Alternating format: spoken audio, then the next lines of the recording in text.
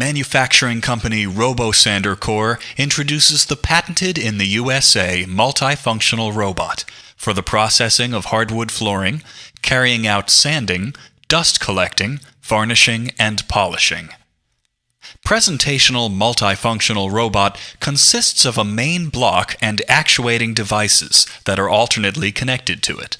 Sanding block, edger, device for collecting dust, varnishing, and polishing devices. Each of them is designated for carrying out a job, which corresponds to its name. Connection of any block and devices is very simple and takes only a few seconds, as you will further see. The robot is supplied through electrical grid by means of auto-rewind payoff reel with a cable mountable on the main block. For collecting dust, which arises during sanding, a filler neck with the filtering sac is also mounted on the main block. Irrespective of whether to sand newly installed hardwood flooring, or in this case to renovate an old flooring, it is necessary to connect a sanding block, sander, to the main block, further, robot. We have to fixate it by means of latches, to connect a loop of supply, control, and dust extraction hose, and turn on a switch. We put our robot parallel to the wall by which it will navigate during carrying out a job with the usage of laser ranger finders. Then we enter the following data: ride size after each trip, the distance when the robot has to perform a U-turn, frequency with which the robot must make stops for the service. It is necessary to replace an emery belt and emptying of dust of the filter sac that is required during the processing of a very big surface. Then we set the pace of movement. There are 6 speeds. We press the icon Start, which appeared on the display, and the robot started its job according to the entered program, navigating between frontal walls and performing floors sanding.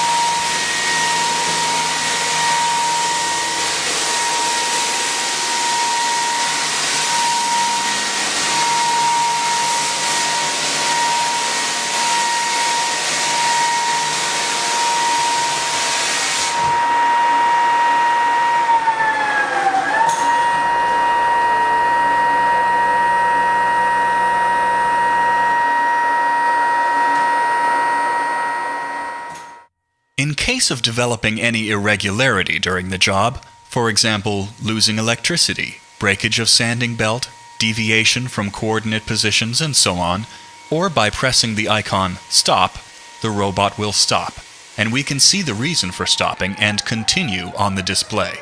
Upon its pressing, after solving the cause of stopping if it is necessary, the robot will continue its work according to the program navigating between front walls.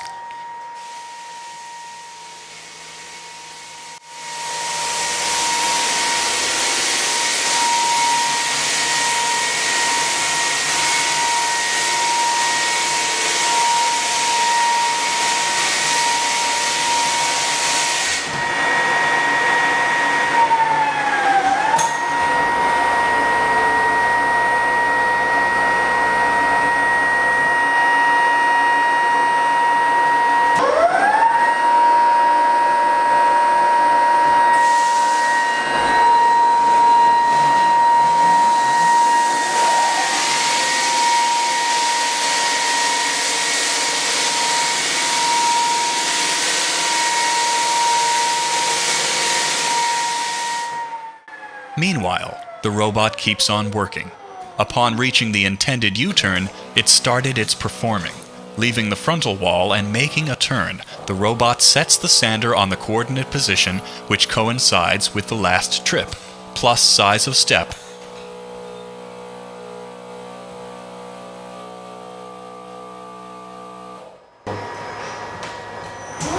And coming back to the frontal wall, keeps on working according to the program.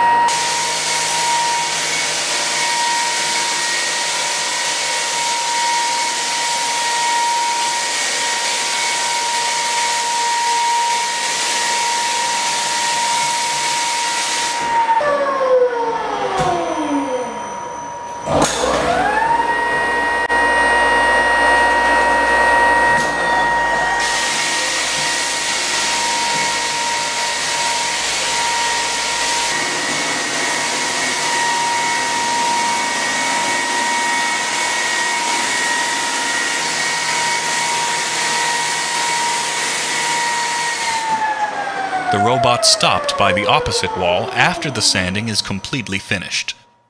If the emery belt replacement is required, we will do it as follows. We open up the sander's cover. We pull the tightener's lever towards us and put it down. Take out an old sanding belt and replace it with the new one.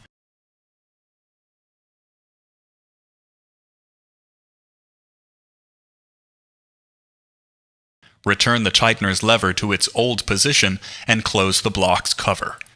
The sanding belt's position sets automatically. It is also being realigned automatically during the job. After completing jobs with the sander, it is necessary to sand brims near walls around the periphery of space. An edger is used for this purpose. It provides an ideal coupling of the surface in process with the already sanded one. Under the robot's control, the edger will perform work automatically along the flat walls. For this, we attach it to the robot by means of latches, connect a supply loop and dust extraction hose. Setting our robot parallel to the wall, we enter a program, namely, number of passages and speed, and press Start.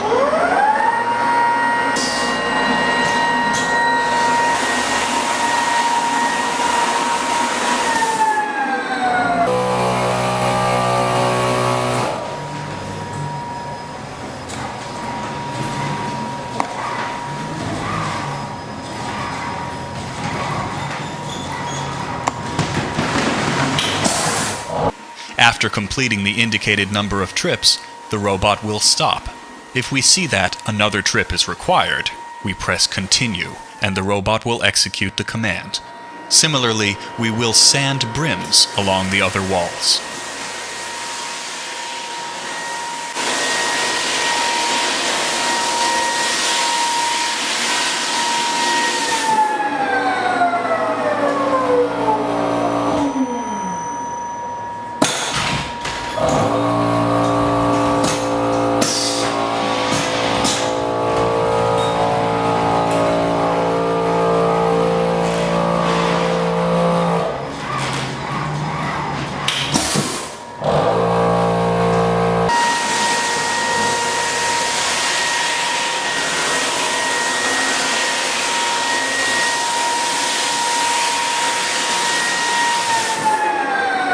In order to process brims that look like broken line and to sand floors in very small spaces, for example, utility rooms, we use the same edger, but separately from the robot.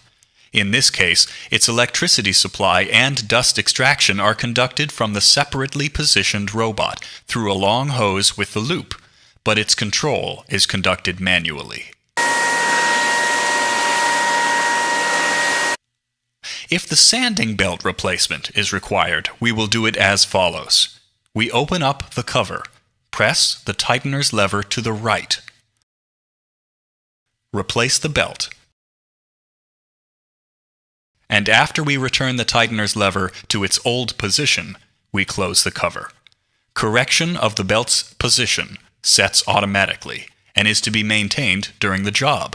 For the performance of the following job, cleaning the floor from dust and small particles, we set up a device to extract dust, and we connect its hose to the vent. Then, we enter the program as in previous times and press Start.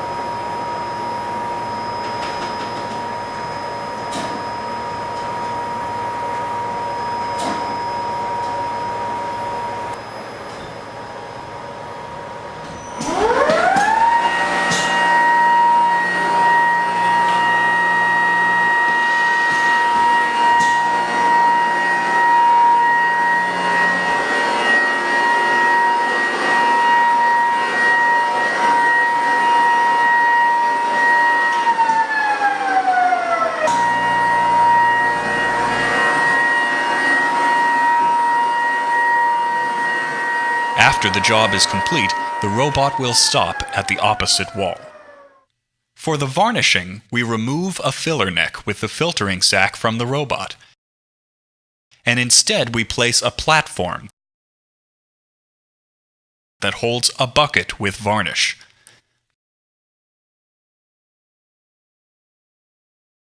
Then we attach a hose to the varnishing device. The hose is attached to the bucket from which varnish is naturally flown. After that, we enter our program and press Start.